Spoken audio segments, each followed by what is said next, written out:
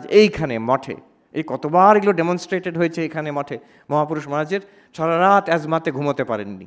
তারপর দিন সকালবেলা সাধুরা প্রণাম করতে গেছেন, উনি তখন প্রেসিডেন্ট মঠের, খবর ছড়িয়ে গেছে মহারাজের সারা রাত কষ্ট হয়েছে। একজন জিজ্ঞেস করছেন যে আপনি কেমন আছেন? ভালো ভালো, খুব ভালো। আমরা তো শুনলাম আপনার অ্যাজমা সারা রাত ধরে। ও তুমি শরীর বলছো? না একেবারেই ভালো নয়, একেবারেই ভালো নয় বলছেন।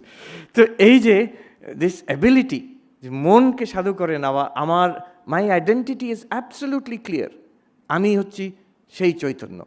এই মন আছে, শরীর আছে, এগুলো আমার দৃশ্য, these are objects for me.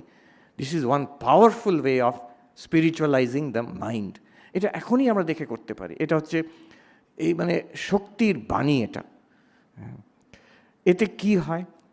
এতে আমরা নিজে প্রথমে আমাদের সত্তার যে আমি অনন্ত এটা বুঝতে পারি। শরীরের there is a beginning and an end. মন ক্রমশ পরিবর্তনশীল। ছোটোবেলায় মন একরকম ছিল, এখন আরেক রকম, আবার পরবর্তীকাল 10-20 বছর পরে কেমন থাকবে কে জানে। কিন্তু আমি পরিবর্তনশীল নই। আমি ছোটোবেলায় যা ছিলাম, জন্মের আগেও যা ছিলাম, এখন মনে থাকুক আর নাই থাকুক এখনও তাই, পরবর্তীকালেও একই থাকবো। Logically reason shows that I am this constant light, this constant consciousness. এতে মৃত্যুর ভয় লাঘব হয়ে যাবে, কমে যাবে।